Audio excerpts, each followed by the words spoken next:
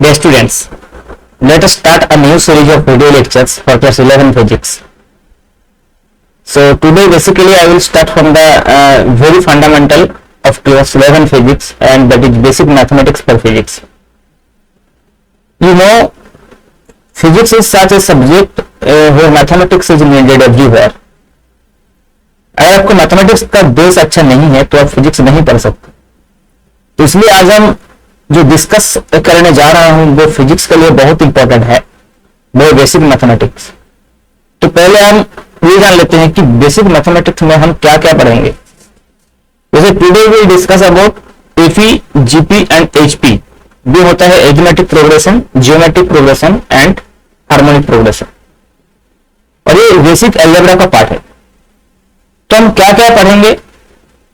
First of all basic algebra,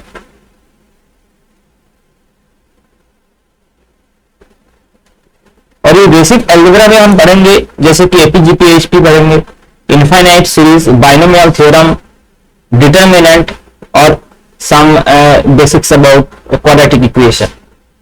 सो ये basics algebra का part हो गया.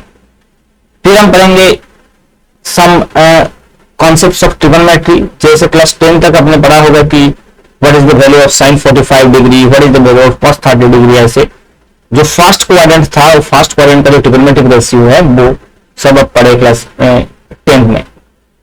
लेकिन जो बियॉन्ड फर्स्ट क्वाड्रेंट, मतलब सेकंड, थर्ड और फोर्थ क्वाड्रेंट में क्या होगा, और कुछ फॉर्मूलाज है ट्रिगोनोमेट्री के, जैसे कंपाउंड एंगल्स का फॉर्मूला होते हैं और फिर मल्टीपल एंगल का फॉर्मूला होता है, वो सब फॉर्मूला भी हम थोड़ा बहुत पढ़ लेंगे क्योंकि फिजिक्स में वो बहुत ज्यादा काम आएगा. ओके, सो हम डिस्कस करेंगे ट्रिगोनोमेट्रिक ऑल्सो, ट्रिगोनोमेट्री है ना. और the most important thing that we will discuss, that is obviously calculus. So calculus में दो पार्ट है, एक है डिफरेंशिएशन और एक होता है इंटीग्रेशन. डिफरेंशिएशन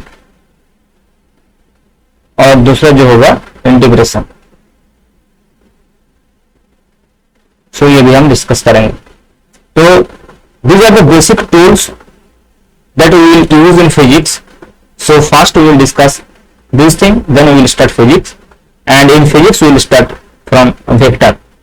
जब भी वेक्टर भी एक मैथमेटिकल टूल से होते हैं, लेकिन फिजिक्स का जो सिलेबस है, सिलेबस में वेक्टर से है, मतलब क्वेश्चन पूछा जा सकता है वेक्टर से. लेकिन ये जो बेसिक्स अलजेब्रा, ट्रिगोनोमेट्री, कैलकुलस है, यहाँ से फिजिक्स में तो क्वेश्चन नहीं पूछे जाएंगे क्योंकि ये मैथमेटिक्स का टॉपिक है, and you will study these things in your mathematics, pure mathematics also. But problems ये हो जाएगा कि जब मैथमेटिक्स में ये पढ़ाया जाएगा तब बहुत देर हो जाएगा, क्योंकि फिजिक्स में जो पहला चैप्टर है, फर्स्ट जो चैप्टर है वेक्टर के बाद ही जो शुरू होते हैं वन डायमेंशनल मोशन, इसमें ये सारे का सारा जो थिंग्स है जो बेसिक्स मैथमेटिक्स से यूज होते हैं, जैसे डिफरेंशिएशन यूज होते हैं, इंटीग्रेशन यूज होते हैं, ट्रिगोनोमेट्री यूज होते हैं, ग्राफ्स भी यूज होते हैं. सो हम थोड़ा बहुत कोऑर्डिनेट जियोमेट्री के बारे में भी बताएंगे, लेकिन बेसिक्स मैथमेटिक्स के जो सेक्शन है यहाँ वो नहीं बताएंगे. हम वो डिस्कस कर लेंगे before draw the graphs in one dimensional motion. जब हम velocity time graph, displacement time graph, ऐसे ग्राफ्स जब हम ड्रॉ करेंगे तो उसके पहले हम थोड़ा बहुत कोऑर्डिनेट ज्योमेट्री के बारे में जान लेंगे, जैसे what are the curve, nature of curve, something like straight line, circle, parabola, hyperbola, ये सब होते हैं. थोड़ा सा हम डिस्कस कर लेंगे उसको. ओके, तो आज हम बेसिक अलजेब्रा से स्टार्ट करते हैं, और बेसिक अलजेब्रा का जो पहला पार्ट है, जो पहला सेक्शन है, वो एपीजीपी एंड एचपी. आज इस क्लास में हम इसको डिस्कस करेंगे. तो देखिए एपी का मतलब क्या होता है. एपी का मतलब होता है arithmetic progression. Okay, if you want to write down the full form of AP, so AP means basically AP arithmetic progression. Arithmetic progression. Okay, तो ये जो अरिथमेटिक प्रोग्रेशन है ये क्या होता है. देखिए ये just a sequence, you can say progression is nothing but a sequence. So if you have some number, है ना, if you arrange some number in a sequence, something like if you have odd number, something like 1, 3, 5, 7, 9, ऐसे you can see some numbers are arranged in a particular way, and where there is a common difference, है ना. if you take the difference of any two consecutive number, जैसे 3 minus 1 is equal to 2, you will get 5 minus 3 is equal to 2, 7 minus 5 is equal to 2, 9 minus 7 is equal to 2. So there is a common difference. So this kinds of sequence is called arithmetic progression. Wherever and we have some numbers or some elements which have a common difference, it's called arithmetic progression.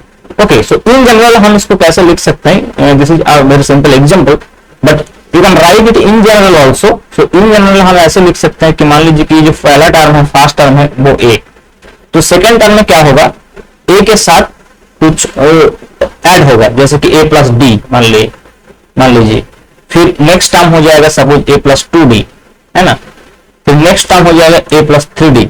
ऐसे हम इसको sequence में रख सकते हैं.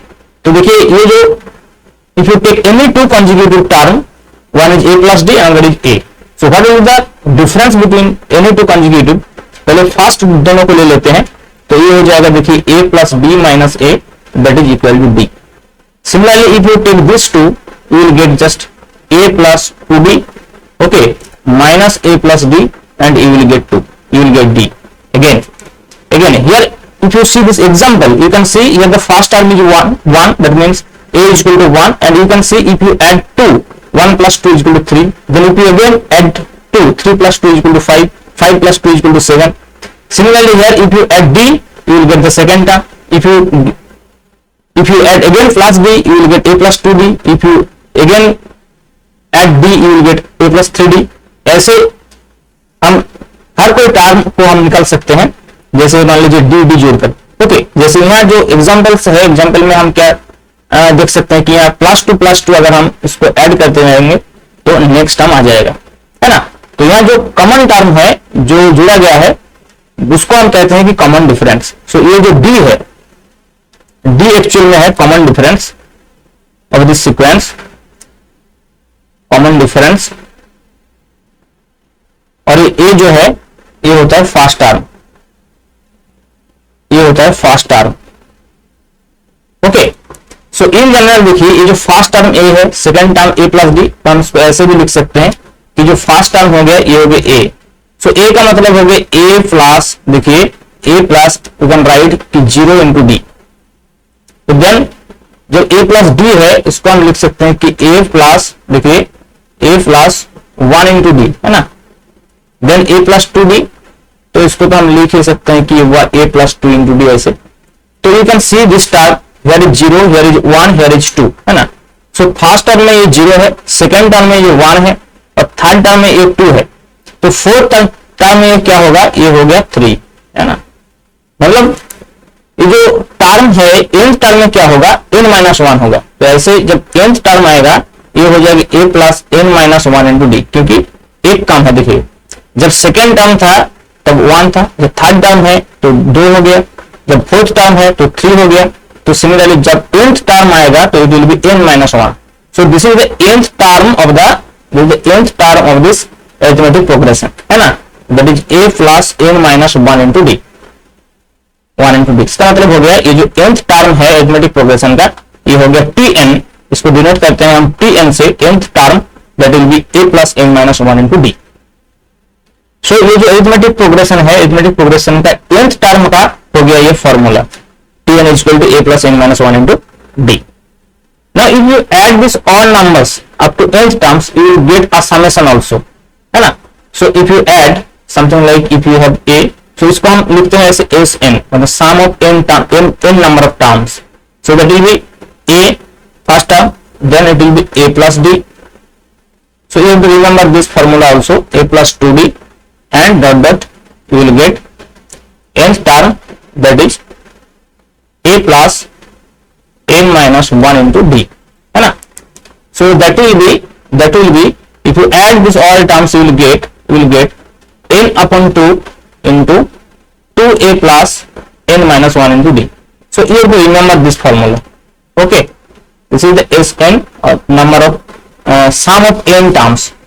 और इसको हम ऐसे भी लिख सकते हैं कि n upon 2, और ये जो 2a है इसको हम मॉडिफाई कर सकते हैं ऐसे a plus n-1 into d.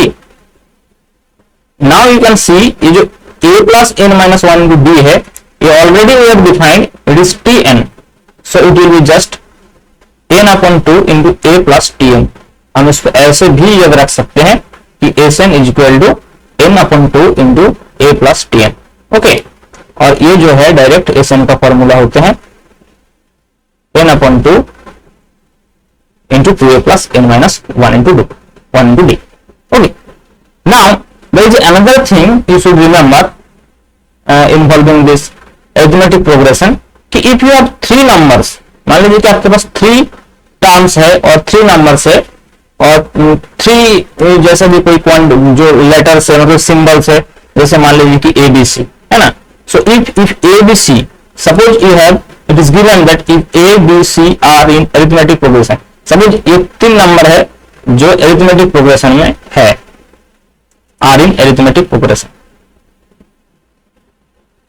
Arithmetic progression. तो आपको क्या निकालना है, आपको निकालना है what is the relation between ABC, ABC के बीच में क्या रिलेशन है। देखिए एरिथमेटिक प्रोग्रेशन का जो मेन थिंग है वो क्या है कि there is a common difference between any 2 consecutive numbers, है ना। मतलब ये ए और बी के बीच में जो डिफरेंस होगा वही डिफरेंस बी एंड सी के बीच में भी होगा। तो हम इसको ऐसे लिख सकते हैं ना कि बी माइनस ए, मतलब the difference between B and A is equal to C minus B, मतलब difference between C and B. So if you arrange this you will get the B will be, if you take B in the left hand side then it will be 2b and that will be equal to a plus C. So B हो जाएगा आपका a plus C upon 2। So A हो गया relation between A B C, and यह B जो है इसको हम कहते हैं एरिथमेटिक मीन और एएम कहते हैं हम इसको, एएम इसका मतलब हो गया एरिथमेटिक मीन, ये हो जाएगा arithmetic mean. You should remember this thing also, arithmetic mean. At least ये जो फॉर्मूला है ये आपको याद रखना है, ठीक है। जैसे कि what is the formula for summation sum of this numbers n terms SN, what is the formula for TN, है ना, nth टर्म क्या होता है और ये एरिथमेटिक मीन क्या होते हैं, ये सब आपको याद रखना है। Now you should remember 3 important result for natural numbers, sum of natural numbers. जैसे मान लीजिए कि आपके पास है sum of one natural number, जैसे 1 प्लस 2 प्लस 3 प्लस, ये भी एक एरिथमेटिक प्रोग्रेशन ही है, प्लस n टर्म्स, है ना, n टर्म्स, nth टर्म। तो इसका जो समेशन होगा, ये समेशन जो होगा n इंटू n प्लस 1/2, ये याद रखना है, ठीक है। Similarly if you have square form that is 1 square plus 2 square plus 3 square plus 4 square plus dot n term, है ना, n टर्म ऐसे होगा n स्क्वायर, है ना। और similarly if you have in the form of cube that is 1 cube plus 2 cube plus 3 cube plus 4 cube plus dot suppose you have nth term, तो ये जो होगा आपको याद रखना है, ये जो 1 क्यूब 2 क्यूब 3 क्यूब 4 क्यूब है ये जस्ट इसका स्क्वायर है, तो you can write n into n plus 1 upon 2 whole square, but जो स्क्वायर फॉर्म में है वो इसका स्क्वायर नहीं होगा, ये आपको याद रखना है। कभी कभी स्टूडेंट्स ये गलती कर देता है कि ये जो n इंटू n प्लस 1/2 है इसका जो स्क्वायर है वो यहाँ पे लिख देते हैं क्योंकि यह स्क्वायर फॉर्म में है, लेकिन एक्चुअल में क्या है ना, ये जो क्यूब फॉर्म में है, क्यूब फॉर्म का जो रिजल्ट होगा ये होगा स्क्वायर फॉर्म ऑफ दिस, और ये जो रिजल्ट होगा ये अलग होगा, that will B n into n plus 1 into 2n plus 1 upon 6, okay, into 2n plus 1 upon 6, 2n plus 1 upon 6 ये हो जाएगा, ओके।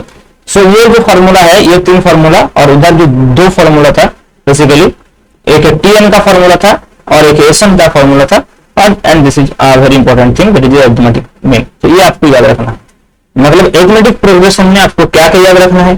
पहले nth टर्म का फॉर्मूला क्या होता है, जो सम होता है n टर्म का, n टर्म्स का, उसका क्या फॉर्मूला होते हैं, और अरिथमेटिक मीन क्या होता है ना। तो ऐसे हम ज्योमेट्रिकल प्रोग्रेशन में भी ये सब फॉर्मूला याद रखेंगे, और जो हार्मोनिक प्रोग्रेशन में है उसमें भी ये सब फॉर्मूला याद रखेंगे। देखिए ये जो टॉपिक्स है ये मैथमेटिक्स में और भी डिटेल्स पढ़ेंगे, बहुत ज्यादा प्रॉब्लम्स भी सॉल्व करेंगे, लेकिन यह इतना टाइम तो नहीं है। हम सारा का सारा जो बेसिक्स एल्जेब्रा है, बेसिक्स मैथमेटिक्स है, बेसिक कैलकुलस है, तो हम पूरा का पूरा 11th और 12th का सिलेबस मान लीजिए 70 to 80% जो सिलेबस है वो ही होते हैं, तो वो सिलेबस जो है हम डिस्कस करेंगे यहाँ। तो बात तो ऑब्वियस है कि इतना डिटेल में डिस्कस नहीं कर पाऊंगा, लेकिन आपका जो रिक्वायरमेंट है फिजिक्स के लिए that will be more than sufficient. And if you are student of PCB also, if you do not have mathematics in your main subjects, then also this class will be very useful for you, and you have to remember this formula just, and you have to revise again and again, that so that you can understand easily whenever these things are appear in your physics problem. Okay, so you have to remember these things. Similarly, we will discuss about now geometrical progression also. Okay, so let us discuss about geometric progression, then एक दो problem भी हम solve करेंगे, ठीक है। सो geometrical progression और GP you can right geometrical progression, that is GP. तो इधर क्या होगा, तो जैसे कॉमन डिफरेंस था इधर कॉमन रेशियो होगा, मतलब देखिए I just want to write down a sequence something like this, अगर non sequence something like 2, 4, 8, 16, 32, dot ऐसे कोई सीक्वेंस है अगर आपके पास, तो देखिए यह क्या होगा, मल्टीप्लाई हो रहा है 2 से, 2 into 2 equal to 4, 4 into 2 equal to 8, 8 into 2 equal to 16। इसका मतलब क्या है, ये जो रेशियो है 4 और 2 का जो रेशियो है, जैसे 4/2, सिमिलरली 16 एंड 8 का जो रेशियो, मतलब ratio of any two consecutive number you can see 16/18, similarly 32/16 you can see this all are same. जैसे उधर क्या हो रहा था अरिथमेटिक प्रोग्रेशन में, जो डिफरेंस है वो सेम हो रहा था, लेकिन यहाँ क्या होगा, देखिए ये रेशियो जो है ये सेम होगा, तो इसको हम कहते हैं common ratio. So if you have first term, वहां जैसे फर्स्ट टर्म ए था और कॉमन डिफरेंस बी था, यहाँ हम ले लेते हैं कि फर्स्ट टर्म जो है, मान लीजिए कि फर्स्ट टर्म जो है वो है ए, है ना, एंड कॉमन रेशियो जो है जैसे यहाँ 2 आ गया, इन जनरल हम इसको लेते हैं ऐसे, ratio is equal to small r। So now if you want to form a general, if you want to write a general form of geometrical progression, तो अगर उसका फर्स्ट टर्म a है तो ऑब्वियसली सेकंड टर्म क्या होगा, a into r होगा। तो third term क्या होगा, देखिए ar² होगा, है ना, क्योंकि और एक r मल्टीप्लाई हो जाएगा, फिर हो जाएगा ar³, फिर हो जाएगी ar⁴, ऐसे होते रहेगा। सो देखिए ये जो सेकंड टर्म है यहाँ r⁴ है, फर्स्ट टर्म में तो r⁴0 है, थर्ड टर्म में r⁴2 है, फोर्थ टर्म में 3 है ना, फिफ्थ टर्म में 4 है। तो ऑब्वियसली बात यह है कि n टर्म में क्या हो जाएगी, n-1 हो जाएगा, है ना, इट इज वेरी सिंपल। सो यहाँ जो tn हो गया, ये हो गया general form of arithmetic progression, और फिर tn यू कैन राइट कि nth टर्म जो है tn, ये फॉर्मूला बन गया, that is ar⁴n-1। So this is the formula for geometrical progression, है ना। Similarly, there is a formula for the sum of all these terms, that is Sn. If you have, so Sn is equal to just a plus ar plus ar², ये formula भी आपको याद रखना है, dot ar⁴n-1, और ये जो होगा ये हो जाएगी a into r⁴n-1 upon r-1, तो ये भी याद रखना है। लेकिन ये जो -1 है ये अलग है, जैसे n-1 ये पावर में था, लेकिन ये -1 पावर में नहीं है, पावर में ओनली n है। Okay, so a into r⁴n-1 divide by r-1, ये हो गया Sn, ये हो गया फॉर्मूला फॉर Sn, ये हो गया formula for Tn। Same as in arithmetic progression में ऐसे एक Tn मिला था और एक Sn मिला था, है ना। So now there is a geometrical mean also, है ना। जैसे मान लीजिए कि if now ABC are in geometrical progression, अगर ये जियोमेट्रिकल प्रोग्रेशन में है तो क्या रिलेशन होगा, इधर क्या हो रहा है, देखिए रेशियो जो है वो फिक्स्ड होगा, इसका मतलब b/a जो होगा that will be same as c/b, है ना। ये दोनों का जो रेशियो होगा और ये दोनों का जो रेशियो होगा ये सेम होगा, so that will suggest you that b² is equal to ac, है ना। So b will be equal to square root of, या फिर you can write plus minus square root of AC, है ना। तो ये जो है ये है geometrical mean, और GP GM you can write GM, that is geometrical mean, geometrical नहीं। Okay, so you should remember these kinds of things. Now what we will discuss about कि जो हार्मोनिक प्रोग्रेशन है, तो ये हार्मोनिक प्रोग्रेशन कोई अलग कोई प्रोग्रेशन है नहीं एक्चुअली में, वो एरिथमेटिक प्रोग्रेशन का ही रेसिप्रोकल है ना, एरिथमेटिक प्रोग्रेशन की रेसिप्रोकल है। जैसे मान लीजिए कि एरिथमेटिक प्रोग्रेशन का जो जनरल फॉर्म था, तो पहले हम हेडिंग डाल लेते हैं इसका भी, हार्मोनिक प्रोग्रेशन और एचपी। देखिए ये हार्मोनिक मीन भी बहुत इंपॉर्टेंट है, हार्मोनिक प्रोग्रेशन, ये एवरेज वेलोसिटी जब हम डिस्कस करेंगे तभी हार्मोनिक मीन आएगा प्रोग्रेशन, और you can write it as HP. Okay, हम एक दो प्रॉब्लम भी डिस्कस करेंगे कि फॉर्मूला आपको याद हो जाए, otherwise you will study in your mathematics, but जिनका मैथमेटिक्स नहीं है तो थोड़ा प्रॉब्लम्स हो सकता है, लेकिन अगर आप क्लास को अच्छे से रिवाइज कर लिया और क्लास नोट्स बना लिया तो आपको दिक्कत नहीं होगा। ठीक है, तो देखो हार्मोनिक प्रोग्रेशन में क्या है, सपोज वी हैव, जैसे हमने बताया था कि a plus D a plus 2d a plus n minus 1 into D. तो ये जो है मान लीजिए कि ये एरिथमेटिक प्रोग्रेशन में है। तो if it is in arithmetic progression is in AP, तो इसका जो इनवर्स होगा मतलब 1 by A plus D 1 by A plus 2d, और जो nth टर्म होगा ऐसे होगा 1 upon A plus n minus 1 into D, ये हो जाएगा आर इन एच पी। तो ये जो है हार्मोनिक प्रोग्रेशन में हो जाएगा। तो इट इज वेरी सिंपल क्योंकि ये रिवर्स है। Similarly if you have suppose if you have A B C are in H P, suppose A B C are in H P, इसका मतलब क्या है, if A B C are इन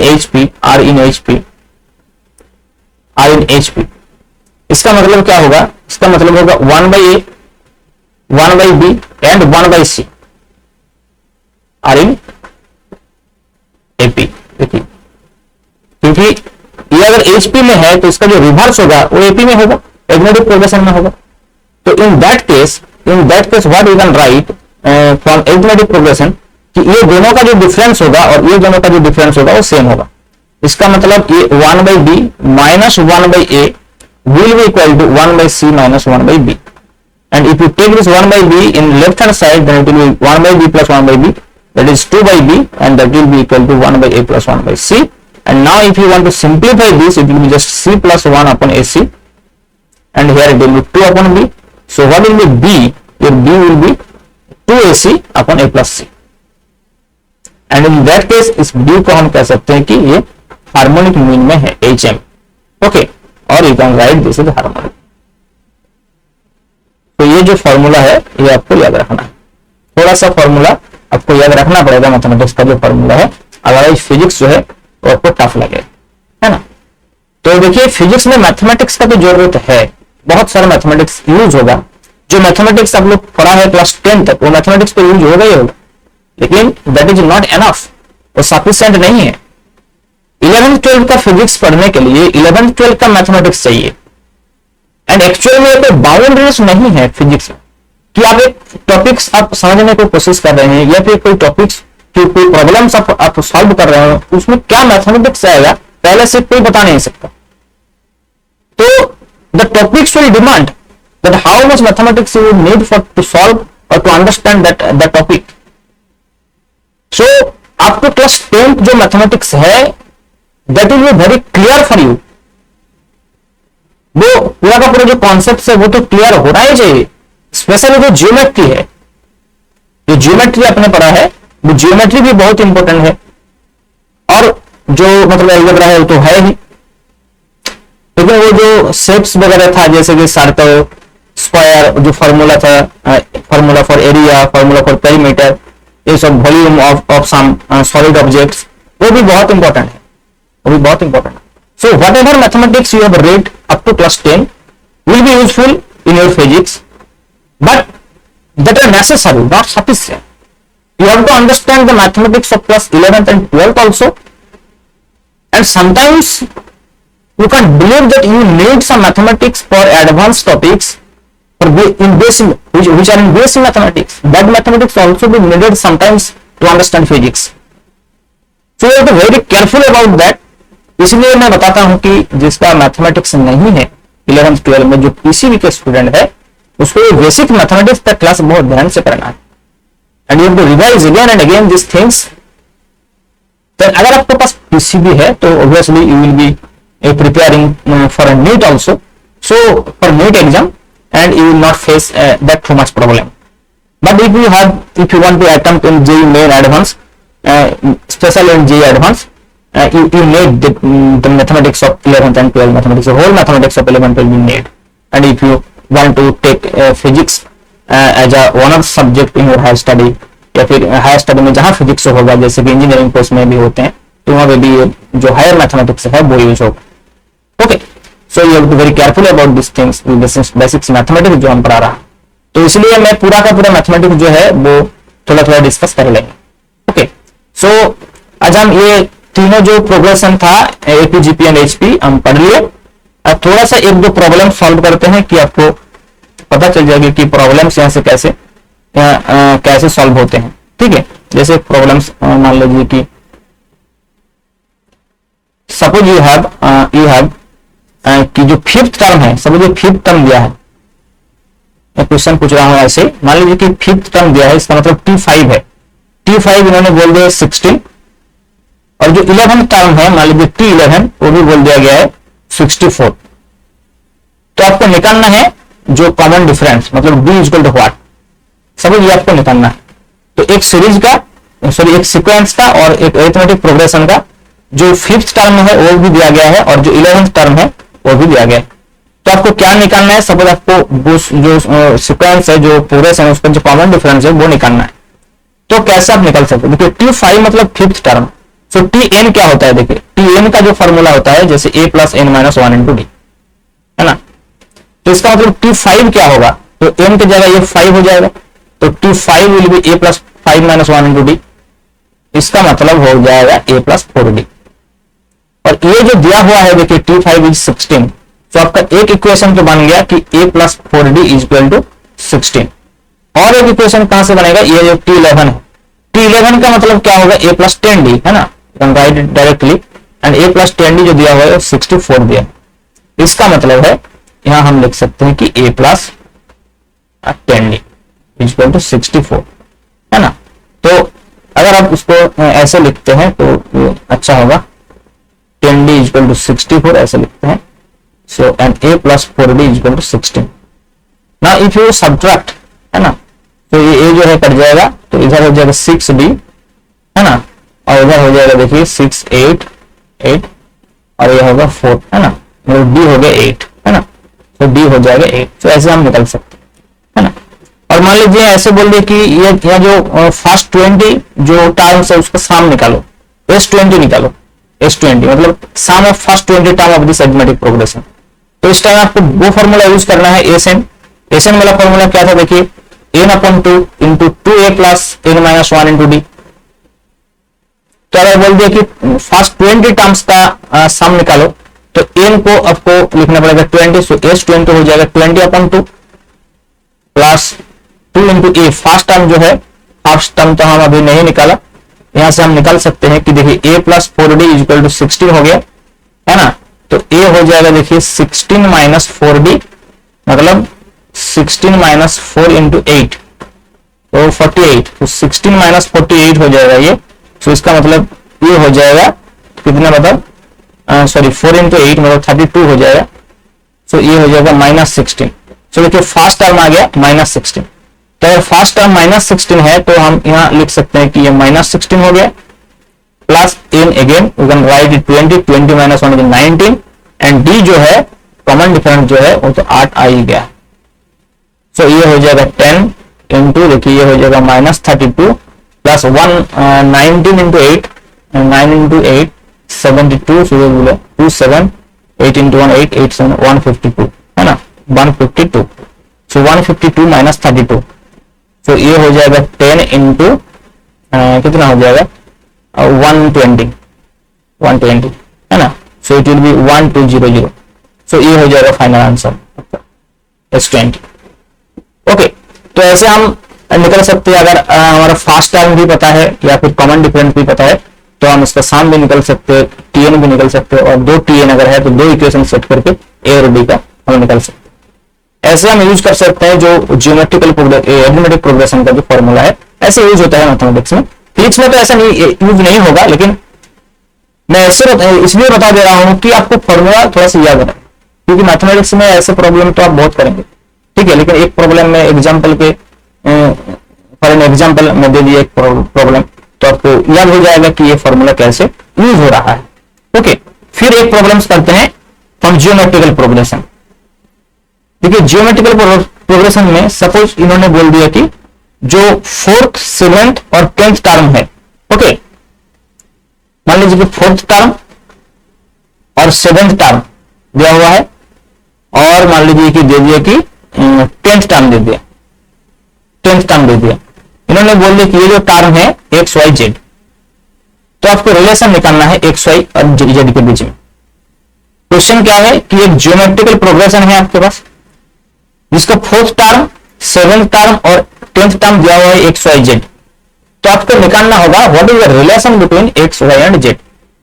सो पहले हम generally ले लेते हैं कि जो फर्स्ट टर्म होगा वो होगा ए, और जो कॉमन रेशियो है वो होता है आर। तो 4th टर्म का मतलब हो गया ए आर क्यूब, है ना। 7th टर्म का मतलब हो गया A R to the power 6, and 10th term का मतलब हो गया A R to the power 9, according to the formula the T N जो होता है A R to the power N minus 1। So what we can write कि A R cube जो है वो इक्वल टू एक्स हो जाएगा, देखिए, और A R to the power 6 that will be Y, and A R to the power 9 that will be Z. Okay, now what we can do, we have to find out the relation between x, y and z। तो अगर हम देखें कि ऐसे हम x, y, z का जो relation है वो हम निकल सकते हैं। देखिए ये जो A R to the power A R cube और A R to the power 9 है, अगर ये दोनों को हम मल्टीप्लाई कर दे तो देखो ये जो R to the power N and R cube, R to the power 9 and R cube, ये आर टू द पावर 12 हो जाएगा, और ये स्क्वायर हो जाएगा जो कि इसका स्क्वायर है एक्चुअल में। देखो अगर हम इस दोनों टर्म को मल्टीप्लाई करते हैं ना तो हमको मिल जाएगा, देखो A R cube into A R to the power 9 equal to right hand side में मिलेगा एक्स जेड, है ना। लेकिन ये जो आर क्यूब और आर टू द पावर 9 है दैट विल बी 9 + 3 12, और ये हो जाएगा A square that is equal to X Z. लेकिन ये जो है ये basically A R to the power 6 का होल स्क्वायर, अब देखिए, है ना। और A R to the power 6 जो है वाई, मतलब Y square equal to X Z. ये हो गया relation between X Y and Z कि Y square equal to X Z. So ऐसे हम यूज कर सकते हैं इस फॉर्मूला को और रिलेशन निकालने के लिए। मतलब ये है कुल मिलाकर मैं जो बताने की कोशिश कर रहा हूं कि आपको फॉर्मूलाज जो है वो याद रखना है, लेकिन फिजिक्स में तो ऐसा प्रॉब्लम्स नहीं है, ये तो मैथ्स का प्रॉब्लम हो गया। लेकिन फिजिक्स में ये फॉर्मूलाज जो है वो बीच बीच में यूज हो सकता है, स्पेशली जो अरिथमेटिक प्रोग्रेशन और हार्मोनिक प्रोग्रेशन का जो फॉर्मूलाज है। सो मैं थोड़ा ज्यादा ही बता दिया, इतना तो यूज नहीं होता है, लेकिन हमको तो प्रिपेयर ऐसे ही करना पड़ेगा कि अगर ज्यादा भी यूज हो जाए तो भी हम कर लेंगे, है ना। सो नेक्स्ट क्लास में हम बाइनोमियल थ्योरम पढ़ेंगे, इनफाइनाइट सीरीज पढ़ेंगे, क्वाड्रेटिक इक्वेशन पढ़ेंगे, डिटरमिनेंट पढ़ेंगे, ऐसे पूरा जो अलजेब्रा है, जो बेसिक अलजेब्रा है हम खत्म कर लेंगे। फिर हम स्टार्ट करेंगे ट्रिगोनोमेट्री और calculus. Okay, so for today thank you, and if you are new in this channel then please subscribe this channel and hit the bell icon also. Okay, thank you.